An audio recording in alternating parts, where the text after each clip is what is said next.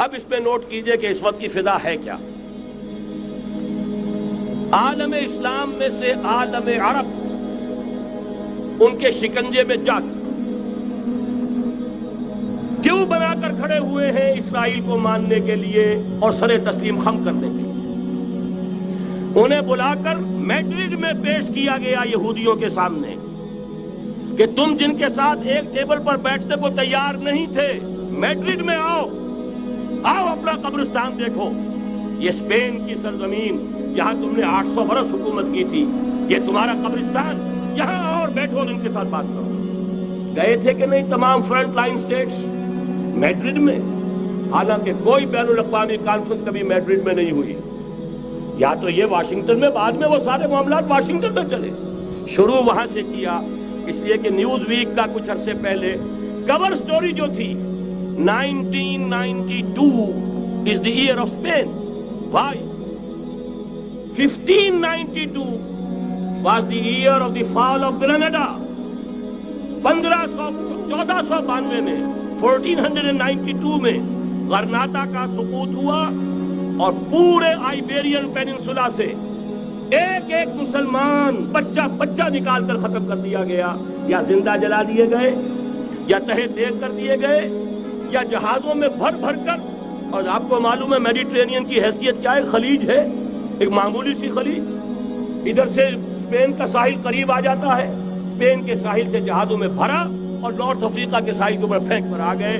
پورے ہسپانیہ میں جہاں 800 برس مسلمان کی حکومت رہی، ایک بچہ بھی مسلمان نام کا موجود رہا.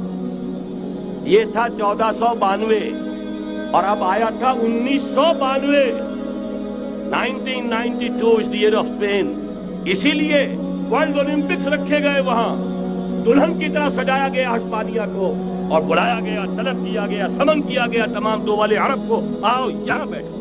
اور یہاں بیٹھ کر اپنے ان یہودی دشمنوں کے ساتھ مصالحت کی بات شروع کرو. بہرحال نوٹ کر لیجئے، عالم عرب جا چکا. کوئی دن کی بات ہے، میں سنسنی پیدا نہیں کرنا چاہتا، لیکن حالات اور واقعات سے نگاہیں بند کرنا بھی کوئی دانشمندی کی بات نہیں ہے. یہ ایودھیا کی مسجد شہید کی گئی. ابھی یہ ایک بہت بڑا مزار جو ہے شہید کیا گیا، اور اس کے ساتھ کئی مسجدیں شہید کی گئی. یہ سب کیا ہے؟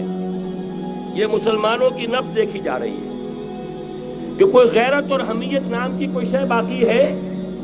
جیسے علامہ اقبال نے وہ نظم لکھی تھی عبد القادر روہیلا بڑا ظالم جفاجو کینہ پرور تھا، لیکن یہ کہ اس نے جو ایک ٹیسٹ لیا تھا کہ وہ جو عورتیں ہیں تیموری خاندان کی، ان میں کوئی رمق رہ گئی ہے؟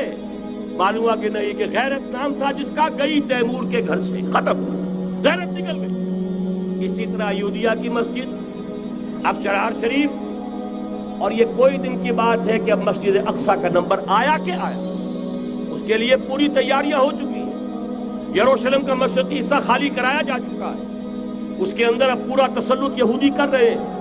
یہاں تک کہ آپ کے یاسر عرفات صاحب نے بھی کچھ نہ کچھ جو ہے احتجاج کی بات کی ہے، حالانکہ اب تک ہر بات مان کر منقار زیر پر تھا. لیکن یہ کہ ایک وقت آتا ہے آخر کار اسے بھی کچھ بولنا پڑ گیا ہے. لیکن یہودی اب پیچھے قدم ہٹانے والا نہیں ہے. ان کا 3rd ٹیمپل 30ویں مرتبہ ہیکل سلیمانی تعمیر ہونا ہے. نوٹ کر لیجئے، ان کے لیے وہ وہی کچھ ہے جو ہمارے لیے کعبہ ہے. ان کے لیے ہیکل سلیمانی بالکل وہی حیثیت رکھتا ہے جو ہمارے لیے کعبہ. وہ ہیکل سلیمانی ایک مرتبہ پہلے نبوکدنضر کے ہاتھوں مسمار ہوا، پھر سن 70 عیسوی میں ٹائٹس کے ہاتھوں مسمار ہوا. سن 70 کے بعد آج 1995 میں کتنے برس ہو گئے؟ پورے 1925 برس ہو گئے کہ ان کا کعبہ زمین بوس پڑا ہوا ہے. اب تک تو ان کا بس نہیں تھا، اب تو بس ہے کہ نہیں؟